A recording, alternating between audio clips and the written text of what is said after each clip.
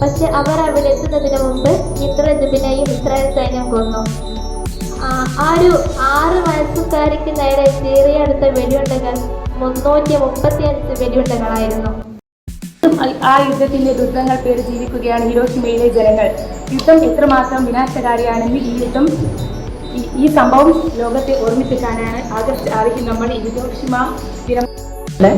അതുപോലെ ശുഭപത്നിയുടെ ഉമ്മയുണ്ട്. നമ്മൾ ഇന്നലെ നടത്തേണ്ട ഒരു പരിപാടിയായിരുന്നു. ഇന്നലത്തെ ദിവസത്തിന്റെ പ്രത്യേകത എൻ്റെ വിദ്യാർത്ഥികൾക്കൊക്കെ അറിയാവുന്നതാണ്. NSSന്റെ ഇതുപോലൊരു മീറ്റിംഗ് നമ്മൾ കഴിഞ്ഞ വർഷമാണ് കണ്ടത്. പിന്നെ നമ്മളെ ജൂൺ മാസത്തിൽ ആണ് മറ്റൊരു പരിപാടി കണ്ടിട്ടുള്ളത്. അപ്പം നല്ല പരിപാടികൾ നിങ്ങൾ ഓരോരുത്തരും ഗ്രൂപ്പ് ലീഡേഴ്സൊക്കെ ചേർന്നുകൊണ്ട് നല്ല പരിപാടികൾ സംഘടിപ്പിക്കേണ്ടതുണ്ട്. അപ്പം ഇന്നലെ നടത്തുന്ന നമ്മുടെ ഒരു പരിപാടി മഴ കാരണം അല്ലെങ്കിൽ ഷഫ്നനെ കിട്ടാനുള്ള ബുദ്ധിമുട്ട് കാരണം നമ്മൾ ഇന്നത്തേക്ക് മാറ്റിയതാണ്. അപ്പോൾ ആ ദിവസത്തിന്റെ പ്രത്യേകത നിങ്ങൾക്ക് അറിയാവുന്നതാണ്. നമ്മളെ പോലുള്ള മനുഷ്യര് മരിച്ചു വീഴുന്ന ഒരു കാഴ്ച, ഇന്നും അതിന്റെ ബുദ്ധിമുട്ടുകൾ അനുഭവിക്കുന്ന മനുഷ്യരാശി ഇപ്പോഴും ജീവിക്കുന്നു എന്നുള്ളതാണ്. ഒരു വിദ്യാർത്ഥിയാണ്. അപ്പോൾ ഒരുപാട് കാര്യങ്ങളെ കുറിച്ച് അവൾ പഠിക്കുകയും മനസ്സിലാക്കുകയും ചെയ്തിട്ടുണ്ട്. അതിൻ്റെ ഭാഗമായിട്ടാണ് നമ്മുടെ മുമ്പിൽ ഈ ഒരു പുസ്തകം നിങ്ങളുടെ മുമ്പിൽ പ്രസന്റ് ചെയ്യും. വംശഹത്യയും സ്വാതന്ത്ര്യ പോരാട്ടവും എന്നൊരു പുസ്തകം. ഒട്ടേറെ അനുമോദനങ്ങളൊക്കെ ഏറ്റുവാങ്ങിയ ഒരു വിദ്യാർത്ഥിയാണ്. ഇതുപോലെ നിങ്ങൾക്കും എഴുതുവാനൊക്കെ കഴിയട്ടെ. ഇത് നിങ്ങൾക്കെല്ലാവർക്കും ഒരു പ്രചോദനമാവട്ടെ. ഈ പരിപാടി ഉദ്ഘാടനം ചെയ്തുകൊണ്ട് ഞാൻ അവസാനിപ്പിക്കുകയാണ്. എല്ലാവർക്കും നല്ല ദിവസങ്ങൾ നേർന്നുകൊണ്ട് നിർത്തുന്നു. നന്ദി, നമസ്കാരം.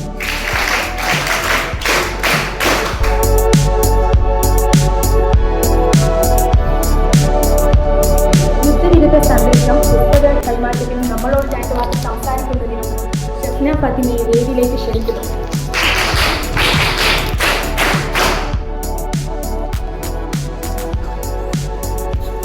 ബഹുമാനപ്പെട്ട അധ്യാപകരെ, പ്രിയ കൂട്ടുകാരെ, ഞാൻ 2 പുസ്തകമാണ് എഴുതിയിട്ടുള്ളത്. ഒന്ന് എൻ്റെ എഴുത്തുകൾ, അത് കുറച്ച് ചെറുകഥകളാണ്, കൂടുതലും സമകാലികവുമായി ബന്ധപ്പെട്ടിട്ടുള്ളത്. പിന്നെ രണ്ടാമത്തെ പുസ്തകമാണ് ടീച്ചർ ഇപ്പം കാണിച്ച വംശഹത്യയും സ്വാതന്ത്ര്യ പോരാട്ടവും, ഒരു ലേഖനമാണ്. ഇന്ന് പലസ്തീനിൽ നടന്നുകൊണ്ടിരിക്കുന്ന കാര്യങ്ങളെക്കുറിച്ചുള്ള ഒരു ലേഖനമാണ് അതിലുള്ളത്. അപ്പോൾ ഇത് നമുക്കെല്ലാം അറിയുന്നത് പോലെ തന്നെ ഇന്നലെ നമുക്കെല്ലാം അറിയുന്നതുപോലെ തന്നെ ഹിരോഷിമ ദിനമാണ്. ഹിരോഷിമയിൽ അമേരിക്ക ലിറ്റിൽ ബോംബ് എന്ന് വിശേഷിപ്പിച്ച അണുബോംബ് വർഷിച്ചു. അതിൻ്റെ ആ ഒരു ബോംബിൻ്റെ ആഘാതം ഏറ്റത് അന്ന് അവിടെ ഉണ്ടായിരുന്ന ആളുകൾക്ക് മാത്രമായിരുന്നില്ല, ഹിരോഷിമയെ തലമുറകളോളം ആ അണുബോംബ് പ്രതികൂലമായി ബാധിച്ചുകൊണ്ട് ക്യാൻസറായും മറ്റും അതിങ്ങനെ പ്രതികൂലമായി ബാധിച്ചുകൊണ്ടിരുന്നു. അന്ന് അമേരിക്ക ഹിരോഷിമയിൽ വർഷിച്ചതിനേക്കാൾ എത്രയോ മാരകമായ ആയുധങ്ങൾ ഇന്ന് ഇസ്രായേൽ പലസ്തീനിൽ വർഷിക്കുന്നുണ്ട്. ഐക്യരാഷ്ട്രസഭ നിരോധിച്ച വൈറ്റ് ഫോസ്ഫറസ് ബോംബ് അടക്കമുള്ള വിവിധ മാരകായുധങ്ങൾ എല്ലാ അന്താരാഷ്ട്ര നിയമങ്ങളെയും കാറ്റിൽ പറത്തിക്കൊണ്ട് ഇസ്രായേൽ ഇന്ന് പലസ്തീനിൽ പ്രയോഗിച്ചു കഴിഞ്ഞു. അത് കാരണം ബുദ്ധിമുട്ടുന്നതാണെങ്കിൽ എന്താണെന്ന് പോലും അറിയാത്ത ഒരുപാട് സാധാരണക്കാരും. എൻ്റെ പുസ്തകത്തിൽ ഉള്ളതിൻ്റെ ഒരു എന്താണെന്ന് അറിയിക്കാൻ വേണ്ടിയിട്ട് അതിലെ ചെറിയ സംഭവം ഞാനിവിടെ പറയാം. അതിൽ ഞാനൊരു കുട്ടിയുടെ പേര് എഴുതിയിട്ടുണ്ടായിരുന്നു. പേര് ഹിന്ദ്രജിബ്. ഒരുപക്ഷെ ഇവിടെയുള്ള പലർക്കും അറിയുന്നതായിരിക്കും. കാരണം ആ ഒരു കുട്ടിക്ക് വേണ്ടി പല പ്രതിഷേധങ്ങളും ഒരു സിനിമയിൽ ഇറങ്ങിയിട്ടുണ്ടായിരുന്നു. ഹിന്ദ്രജിബ് ആ ഒരു കുട്ടിക്ക് ഒരു 6 വയസ്സാണ് പ്രായം. അവൾ നിന്നിരുന്ന സ്ഥലത്ത് നിന്നും ഓടിപ്പോകാൻ വേണ്ടി ഇസ്രായേൽ സൈന്യം അവർക്ക് മുന്നറിയിപ്പ് നൽകുകയാണ്.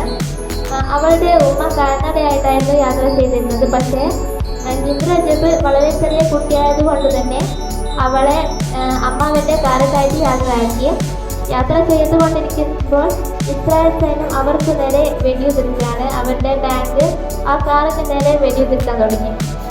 അപ്പം കാർ അതിവേഗത്തിൽ മുന്നോട്ട് പോയിക്കൊണ്ടിരിക്കുകയാണ്. അവസാനം ആ കാറിലുള്ള എല്ലാവരും മരണപ്പെട്ടു. അവസാനം ബാക്കിയായത് ഹിന്ദ്രജിബും അവളുടെ അമ്മാവൻ്റെ മകളായിട്ടുള്ള ലയാനും മാത്രമായിരുന്നു. ലയാനപ്പം 15 വയസ്സാണ് പ്രായം. ലയാൻ പെട്ടെന്ന് ഫോണെടുത്ത് പലസ്തീൻ റെഡ് ക്രസൻറ്റിൻ്റെ ഹെഡ്ക്വാർട്ടേഴ്സിൽ വിളിച്ച് വിവരം അറിയിക്കുകയാണ്. ഞങ്ങളിങ്ങനെ വിവരറിയിക്കാൻ വേണ്ടി വിളിച്ചു. അപ്പോഴേക്കും അവളും മരണപ്പെട്ടു. പിന്നെ അവിടെ ആകെ ബാക്കിയുള്ളത് ഹിന്ദ് റജബ് എന്ന പേരുള്ള ആ ഒരു 6 വയസ്സുകാരി മാത്രം. അവൾ പെട്ടെന്ന് ആ ഫോണെടുത്ത് അപ്പോഴേക്കും റെഡ് ക്രസൻറ്റ് കോൾ അറ്റൻഡ് ചെയ്തിരുന്നു. അവൾ അതിൽ പറയുന്നത് അതിൻ്റെ ഒരു വോയിസ് റെക്കോർഡുണ്ട്. അത് കേൾക്കുമ്പോൾ ഏതൊരു മനുഷ്യത്തുള്ള മനുഷ്യനും വളരെ വിഷമം തോന്നും. ഇസ്രായേൽ ടാങ്ക് എൻ്റെ വളരെ അടുത്താണ്. എൻ്റെ കൂടെയുള്ള എല്ലാവരും മരിച്ചു. എന്നെ ഇപ്പം അവർ കൊല്ലുമെന്ന് പറഞ്ഞുകൊണ്ട് ആ കുട്ടി വിഷമത്തോടെ കരയുന്നുണ്ട്. അങ്ങനെ ആ ഒരു കുട്ടിയെ രക്ഷിക്കാൻ വേണ്ടി റെഡ് ക്രസൻറ്റ് പുറപ്പെട്ടു. പക്ഷെ അവർ അവിടെ എത്തുന്നതിന് മുമ്പ് ഹിന്ദ് റജബിനെയും ഇസ്രായേൽ സൈന്യം കൊന്നു. ആ ഒരു 6 വയസ്സുകാരിക്ക് നേരെ ചീറിയെടുത്ത വെടിയുണ്ടകൾ 335 വെടിയുണ്ടകളായിരുന്നു. പിന്നെ അങ്ങോട്ടേക്ക് വന്ന് അവളെ രക്ഷിക്കാൻ വേണ്ടി റെഡ് ക്രസൻറ്റ് അവിടെ എത്തിയല്ലോ. റെഡ് ക്രസൻറ്റ് ഉദ്യോഗസ്ഥരെയും അവർ അവിടെ കൊന്നൊടുക്കുകയായിരുന്നു ചെയ്തിരുന്നത്. അതേസമയം ഈ ഒരു ഹിന്ദ് റജബ് മരണപ്പെട്ടിട്ടുണ്ടെങ്കിലും അമേരിക്ക പോലുള്ള രാജ്യങ്ങളിലെ പല കൊളംബിയ യൂണിവേഴ്സിറ്റി പോലുള്ള സ്ഥലങ്ങളിൽ വലിയ പ്രതിഷേധങ്ങളൊക്കെ അരങ്ങേറി. മാത്രമല്ല ഹിന്ദ് റജബിൻ്റെ പേരിൽ ഒരു ഫൗണ്ടേഷൻ രൂപപ്പെട്ടു. ഹിന്ദ് റജബ് ഫൗണ്ടേഷൻ എന്ന പേരിൽ ഒരു സംഘടന രൂപപ്പെട്ടു. പിന്നെ അവളുടെ പേരിൽ ഒരു സിനിമയും ഇറക്കപ്പെട്ടു, ദ വോയിസ് ഓഫ് ഹിന്ദ് റജബ്. പിന്നെ അവളെ കൊന്ന പട്ടാളക്കാരുണ്ടല്ലോ, അവർ നല്ല രീതിയിൽ തന്നെ മുന്നോട്ട് പോയിക്കൊണ്ടിരിക്കുകയാണ്. പെട്ടെന്നാണ് നമ്മളുടെ അടുക്കളയെ വരെ ബാധിച്ച ഇറാൻ ഇസ്രായേൽ യുദ്ധം വരുന്നത്. അപ്പോൾ ഇറാൻ ഇസ്രായേൽ യുദ്ധം നടക്കുമ്പോൾ ഹൂതികളുടെ ഒരു ആക്രമണത്തിൽ ഇസ്രായേലിൻ്റെ ഒരു ടാങ്കിന് നേരെ ആക്രമണം നടക്കുകയാണ്. അതിൽ ആ ഒരു സൈനികൻ ഉണ്ടായിരുന്നു, ഹിന്ദ് റജബിനെ കൊന്ന സൈനികൻ. അയാള് ഈ ഹിന്ദ് റജബ് മരണപ്പെട്ട അതേ രീതിയിൽ തന്നെ അവിടെ മരണപ്പെട്ടു. ഹിന്ദ് റജബ് കാറിൽ മരണപ്പെട്ടതുപോലെ അദ്ദേഹം കാറിൽ മരണപ്പെട്ടു. ഹിന്ദ് റജബ് മരണപ്പെട്ടിട്ട് കുറച്ച് ദിവസം കാർ കിടക്കേണ്ടി വന്നു. അതുപോലെ തന്നെ ആ ഒരു പട്ടാളക്കാരനും മരണപ്പെട്ടിട്ട് കുറച്ച് ദിവസം ആ ഒരു ടാങ്കിൽ കിടക്കേണ്ടി വന്നു. കർമ്മ എന്ന് പറയുന്നത് എന്താണെന്ന് വിളിച്ചൊന്ന് സംഭവമായിരുന്നു അതെന്ന് പറയുന്നത്. അപ്പോൾ ഇതുപോലുള്ള ഒരുപാട് കഥകളെല്ലാം ശരിക്കും സംഭവിച്ച കാര്യങ്ങൾ തന്നെയാണ്. അതുകൊണ്ട് ഒരു ചരിത്രങ്ങളാണ് അതിൽ എഴുതിയിട്ടുള്ളത്. അപ്പോൾ എല്ലാവരും വായിക്കുക. എൻ്റെ പുസ്തകത്തെക്കുറിച്ച് നല്ലത് പറയുന്നത് ഞാനല്ലത് വായിച്ച് നിങ്ങളുടെ ഒരു അഭിപ്രായം അറിയിക്കുക. പിന്നെ ഈ ഒരു ഹയർ സെക്കൻഡറിയിലത്തെ അധ്യാപകർ അവരെല്ലാവരും നല്ല സപ്പോർട്ടാണ്. ഞാൻ HSലാണ്. അപ്പോൾ എന്നെ സഹായിക്കേണ്ട ഒരു ആവശ്യം അവർക്കില്ല. പക്ഷെ അവരെല്ലാം എന്നെ കഴിയുന്ന രീതിയിൽ പല വിധത്തിൽ എന്നെ സഹായിക്കുന്നവരുണ്ട്. അപ്പോൾ അവർക്കെല്ലാം ഞാൻ ഒരുപാട് നന്ദി അറിയിക്കുകയാണ്. പിന്നെ ഇവിടെയുള്ള ഓരോരുത്തർക്കും എന്നെ കേട്ടിരുന്ന ഓരോരുത്തർക്കും ഒരുപാട് നന്ദി അറിയിക്കുകയാണ്. Thank you.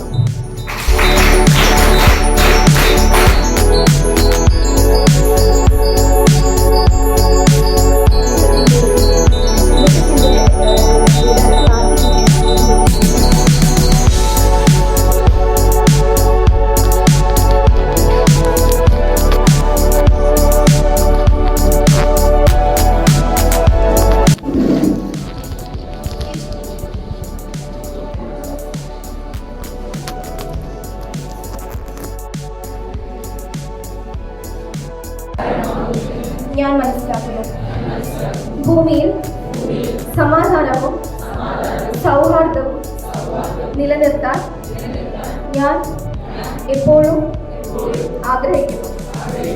ഇനിയൊരു ലോക മഹായുദ്ധമോ ഹിരോഷിമയും നാഗസാക്കിയും പോലുള്ള ആണവ ദുരന്തങ്ങളോ ഉണ്ടാകാതിരിക്കാൻ ഞാൻ എൻ്റെ വാക്കുകളിലൂടെയും പ്രവൃത്തികളിലൂടെയും ശ്രമിക്കും. വംശം, മതം, ഭാഷ, രാജ്യം എന്നിവയുടെ പേരിലുള്ള എല്ലാ തർക്കങ്ങളും സമാധാനപരമായ ചർച്ചകളിലൂടെ പരിഹരിക്കപ്പെടണമെന്ന് ഞാൻ വിശ്വസിക്കുന്നു. ഭൂമിയിലെ എല്ലാ മനുഷ്യർക്കും സമാധാനത്തോടെയും സുരക്ഷിതത്വത്തോടെയും ജീവിക്കാനുള്ള അവകാശമുണ്ട്. അക്രമമില്ലാത്ത സ്നേഹവും കാരുണ്യവും നിറഞ്ഞ ഒരു ലോകം കെട്ടിപ്പടുക്കുവാൻ ഞാൻ സദാ സന്നദ്ധനായിരിക്കും. സമാധാനമാണ് എൻ്റെ വഴി, മനുഷ്യത്വമാണ് എൻ്റെ മതം.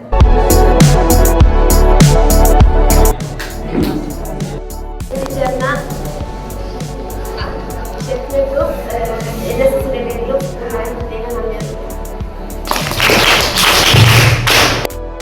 ഒരുപാട് വലിയ പരിപാടികളൊന്നുമല്ല, ചെറിയൊരു പരിപാടിയാണ് നമ്മൾ ആസൂത്രണം ചെയ്തത്. അത് വളരെ ഭംഗിയായിട്ട് തന്നെ നിങ്ങൾ കൈകാര്യം ചെയ്തിട്ടുണ്ട്.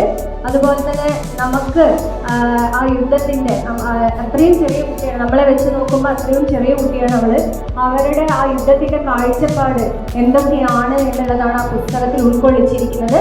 അപ്പോൾ നമ്മുടെ NSSലേക്ക് വേണ്ടി വാങ്ങിയതാണ് ഒരു ബുക്ക്. നിങ്ങളെ കൊണ്ട് കഴിയുന്ന വിധം നിങ്ങളും ആ പുസ്തകം വായിക്കണം. അതുപോലെ തന്നെ അവർക്ക് നമ്മളൊരു സഹായമായിരിക്കണം. അതുപോലെ ഇത്തരം യുദ്ധങ്ങൾ ഒഴിവാക്കാൻ, ഇപ്പോഴും നമുക്ക് യുദ്ധങ്ങൾ നടന്നുകൊണ്ടിരിക്കുകയാണ്, അത് ഒഴിവാക്കാൻ വേണ്ടിയിട്ടും ലോകത്തിന് ശാന്തി കിട്ടാൻ വേണ്ടിയിട്ടും നമുക്ക് ഒരുമിച്ച് പ്രയത്നിക്കാം, പ്രാർത്ഥിക്കാം. ഓക്കെ.